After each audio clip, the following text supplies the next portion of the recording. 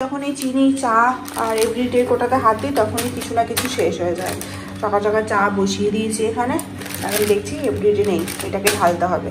Good morning everyone, welcome to my new blog. বাজে এখন 8:10, ঘুম থেকে উঠে পড়েছি। একটুখানি লেট হয়ে গেল, কারণ হচ্ছে বৃষ্টি ওয়েদার, এত ঠান্ডা ওয়েদারে ঘুম ভাঙতে কিছুতেই চায় না।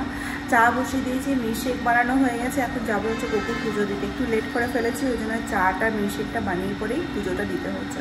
তো চলো আজকে দিনটা শুরু করি। চা হয়ে গেছে, এখানে মিল্কশেকও বানানো হয়ে গেছে। 4 দিন ধরে জামা কাপড় ওয়াশিং মেশিনে ভর্তি করে রাখা আছে, এখন পর্যন্ত খালি করা হয়নি, মানে খালি করা কাচা হয়নি, মানে বৃষ্টি যেহেতু আসছে ওই জন্য কাচতে পারছি না। বিছনার চাদর টাদরগুলো সমস্ত কিছুই দেওয়া আছে, তো এটা ভাবছি আজকে কাচতে দিয়ে দিই, কারণ আকাশটা মোটামুটি পরিষ্কার হয়ে গেছে। কিছুক্ষণ আগে আকাশটা মেঘলা মেঘলা হয়েছিল, এখন বেশ পরিষ্কার করে রোদও উঠে গেছে, ওই জন্য জামা কাপড়গুলো এখানে মেলেও দিয়েছি। কালকে যে জামা কাপড়গুলো ছিল, কালকে যেহেতু দিন মানে একটু করে বৃষ্টি হয়েছিল, ওই জন্য শুকাচ্ছিল না কিছু, ওই জন্য আজকে পুরো মেলা ছিল, মানে গোটা রাত মেলা ছিল ঘরে। এখন রোদে দিয়ে দিলাম, বেশ শুকিয়েও যাবে। এখানে ভালো রোদ আসে সকালের দিকটাতে, তো সুন্দর শুকিয়ে যাবে।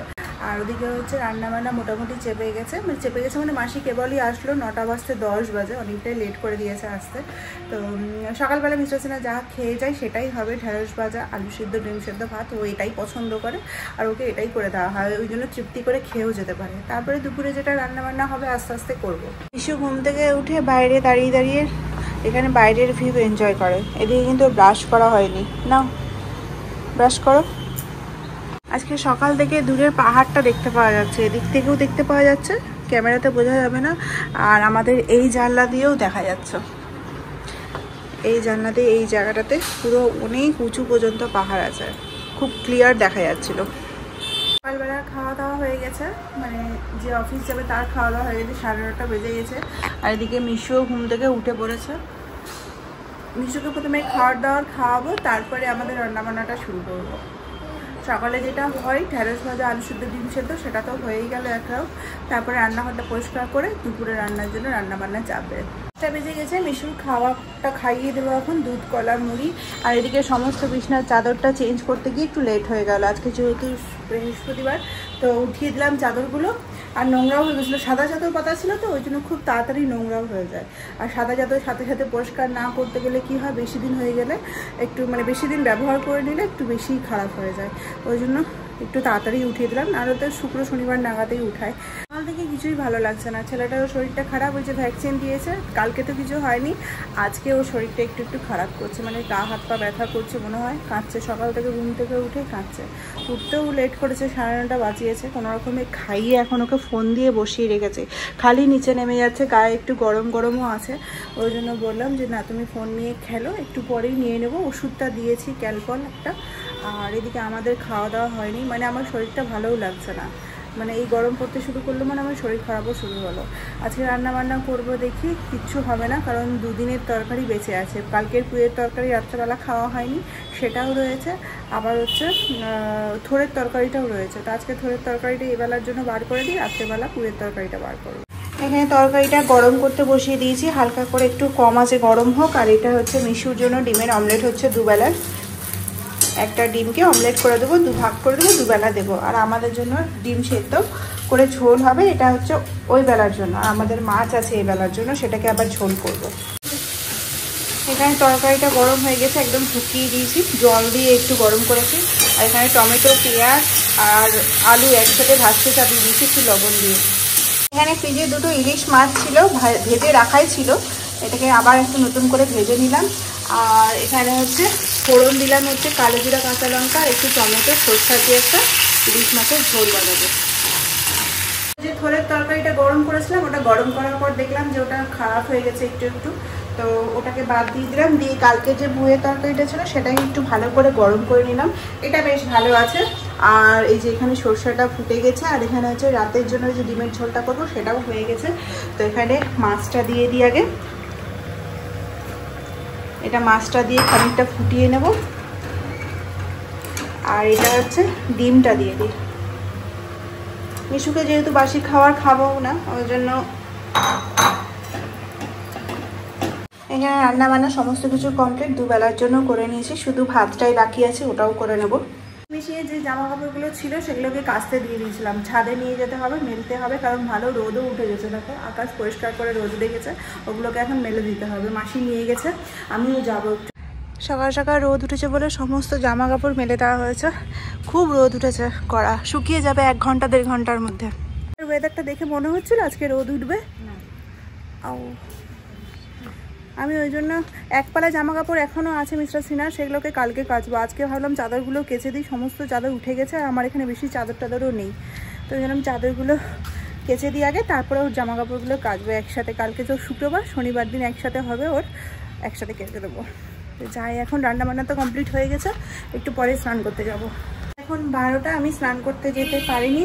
মিস্টার সিনাকে ফোন করেছিলাম, মিশুর একটু শরীরটাও খারাপ করছে, ওই যে ভ্যাকসিন দিয়েছিল, ওই জন্য ওর পেটটা মনে হয় ব্যথা করছে, হালকা হালকা গায়ে জ্বরও আছে। তো ওষুধ তো দিয়ে দিয়েছি কাল পর কিছুক্ষণ আগে, জ্বরটা তো ছেড়ে গেছে, কিন্তু ওই পেটে মোচড় দিয়ে ব্যথা করছে, যার জন্য ও স্থির বসতে পারছে না। যাই হোক, মিস্টার সিনাকে ফোন করেছি, দেখি কি আসে কিনা। ওরও তো আসা সম্ভব না, বাইরেই যদিও বা আছে, অফিসের কাজে বেরিয়েছে, দেখা যাক কী হয়। এখন তো ঠিক আছে, আবার যখন পেটটা মোচড় দিচ্ছে তখন একদম অস্থির হয়ে যাচ্ছে। মাসি এখানে তেল আর জল মিক্স করে, একটু মানে সরষের তেলের সাথে একটু ঠান্ডা জল মিক্স করে দিয়েছে মিশুকে হাতে আর পায়ে আর একটু নাভিতে লাগানোর জন্য। তো ওটাই লাগিয়ে দিলাম একটু, জানি না ওর যেহেতু পেটটা মোচড় দিচ্ছে ওই জন্যই আমি ফোন দিয়ে বসিয়ে রেখেছি। ও বসতেই চাইছে না, ফোন নিয়ে নিচে ঘুরে বেড়াচ্ছে। লাগিয়ে দিলাম তেলটা একটু। হয়ে গেছে, আমাদের খাওয়া দাওয়া হয়ে গেছে। মিশুকে একটু শুকনো শুকনো করে ভাত মেখে খাওয়ালাম। ওর যেহেতু বুঝতেই পারছে যে পেটটা একটু মানে ব্যথা ব্যথা করছে, বলছে কিছু বুঝতে পারছি না কী হচ্ছে না হচ্ছে, হয়তো ভ্যাকসিনের জন্য। সকাল থেকে গাটা গরম গরম ছিল, কালকে কিচ্ছু হয়নি, পরশুদিন রাতে ভ্যাকসিনটা দিয়েছি যেহেতু, ওই জন্য কালকে কিছু বুঝতে পারিনি। আজকে থেকে ওর সকাল থেকে ঘুম থেকে উঠে ওরকম করছে। তো যাই হোক, সকালবেলার খাবারটা তো ঠিকই খেয়েছিল। আর এখন ওকে একটু আলু দিয়ে, ডিমের ঝোল তো করেইছিলাম আলু দিয়ে, তো ডিমটা দিলাম না, আর আলু দিয়ে শুকনো শুকনো করে মেখে খাওয়ালাম একটু লবণ দিয়ে। ও খেলেও ভালো করে, তো মানে একটু শুকনো তো, শুকনো খেতে তো সবাই পছন্দ করে। আর এদিকে খাওয়া দাওয়া করার পর ব্যালকনিতে এসে দেখছি চরম বৃষ্টি আসছে। দেখো পুরো মেঘ করেছে অন্ধকার করে, ওই সাইড থেকে পাহাড়ের গোড়া থেকে আসছে মেঘটা। বৃষ্টি হলে ভালো, প্রচণ্ড গরম লাগছে। 8:30, অনেকক্ষণ পর আমি ভিডিওতে কথা বলছি, কারণ মিশুকে নিয়ে একটু ব্যস্ত ছিলাম। মিশুর যেহেতু আজকে শরীরটা ভালো ছিল না, ওই জন্য ওকে একটু টাইম দিয়েছিলাম আজকে। আর সন্ধ্যাবেলা থেকে ঘুম থেকে উঠে 6টা, এমনিতে উঠেওছে 6টার সময়, তারপর আজকে ওকে পড়াইনি, আজকে পড়াটা ব্রেক দিয়েছি। একটু খেললো, টিভি দেখলো, আমার সাথে গল্প করলো, তারপরে আমার মা বাবা ফোন করেছিল, তাদের সাথে কথা বলছিল। তো বলতে বলতে অনেকটা টাইম পেরিয়ে গেছে। মিস্টার সিনহা চলেও এসেছে, আজকে আসার সময় বিরিয়ানি নিয়ে এসেছে আমাদের জন্য। মিশু তো এগুলো খাই না বাইরের খাবার। আর ওর জন্য আছে হচ্ছে ডিমের ঝোল দিয়ে, দুপুরবেলা তো ডিম দিইনি, শুধু আলু দিয়ে মেখে দিয়েছিলাম। এলাম ভাবছি একটু ডিমের অমলেট যখন করেছি তো একটুখানি দেবো, যদি ও খেতে চাইতো। তো দুপুরবেলা বিকাল থেকে কিছু দিইনি সেরকমভাবে, শুধু জল মুড়ি একটু দিয়েছিলাম। তো এখন ও খিদে পেয়ে গিয়ে হবে, আগে ওকে খাওয়াবো, ওর ভাত করা হয়ে গেছে, তারপর আমরা বিরিয়ানি। এবার খাওয়া হয়ে গেছে, রাতের খাওয়া আমাদেরটা নিয়ে আসি। হ্যাঁ গো, আমাদের আজকে রাতের বিরিয়ানি খাবো। মিশুর খাওয়া হয়ে গেছে, একটুখানি ডিম দিলাম। বাবা আর ছেলের এখন যুদ্ধ চলছে, খেলা চলছে। আর এই যে আমাদের বিরিয়ানি সার্ভ করতে হবে, গরমই আছে। পেঁয়াজও দিয়েছে একটা, দেখি খুলে কেমন আছে। এই যে আমাদের বিরিয়ানি 2 প্লেট অর্ডার করা হয়েছে। বিরিয়ানি থেকে ধোঁয়া উঠছে। চিকেন দিয়েছে, আলুও দিয়েছে, ডিমও দিয়েছে। এটাকে একটু গরম করতে হবে। মিস্টার সিনহা বললো গরম ছাড়া খাওয়া যাবে না। আর বিরিয়ানির গন্ধটা নাকে আসা মাত্র একদম মনে হচ্ছে পাগল হয়ে গেলাম, কতক্ষণে খাবো, প্রচণ্ড খিদে পেয়েছে। এটাকে গরম করে নিই। আমরা বিরিয়ানি খেতে বসে গেছি, মনে হচ্ছে একদম কলকাতার বিরিয়ানি খাচ্ছি। আরসালানের বিরিয়ানি অতটা ভালো না হলেও একদম মনে হচ্ছে কলকাতারই খাচ্ছি। এটা হচ্ছে কলকাতার স্পেশাল।